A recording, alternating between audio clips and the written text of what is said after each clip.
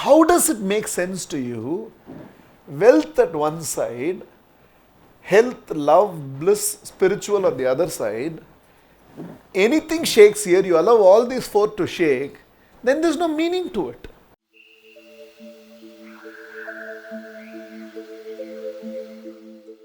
Healthy, wealthy, loving, blissful, spiritual. The folly of the world has been either in search of that wealth, or whenever certain decisions have gone wrong on the wealth domain of their life, people lose out on all the other four. That's when they don't concentrate on health. That's when they lose this ability to be blissful. That is when they are their worst version in relationship, so they forget to love. And their entire faith gets shaken up during those moments. They lose their spiritual alignment. If somewhere there is a way by which we can understand when it comes to ourselves, and somewhere there is a way by which we can explain to the world, how does it make sense to you? Wealth at one side, health, love, bliss, spiritual on the other side. Anything shakes here, you allow all these four to shake, then there's no meaning to it. And you're losing all these four in order to get. Even if you get that, what will you do? Even if I have all the wealth in the world, I don't have a healthy body, I cannot enjoy. I don't know how to be happy in life. What will I do with the money?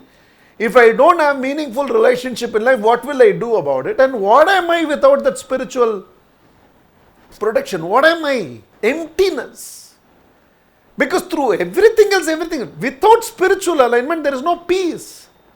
Nobody is going to be peaceful. You can be Sudam and be peaceful with spiritual alignment.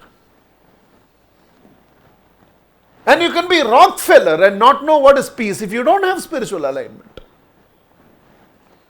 So how does it make sense? In common sense, you just have to step back and realize, anytime there is a challenge in the standard of my life, anytime I find that one wealth domain of my life is not going right, or there's a financial crisis, whatever it is, because of that one thing, I overlook my health, I overlook my love, I overlook my bliss, I overlook my spirituality.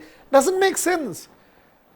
In fact, the entire joy of wealth is that it enhances this four. So don't trade any of these four, and definitely not all the four for this. It has to be holistic, no question about it. But this trade-off is full, and that, I think that is where most people have got it wrong in the world. They keep the four on one side and wealth on the other side, and there's so much obsession to this.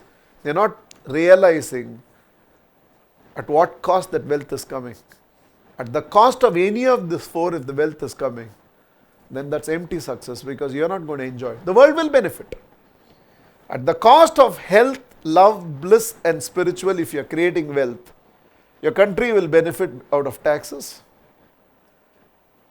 Your employees will benefit out of employment. Your suppliers will benefit because they get to do business with you. Your customers will benefit because they are getting products or services from you. The society at large will benefit because less unemployment is less criminals in the world. The family will enjoy, which means maybe even temple and churches will enjoy, because you will put some money there. Everything benefits, you don't benefit. So you can enjoy the wealth that you are creating more or less only when your focus on this four dimension is right.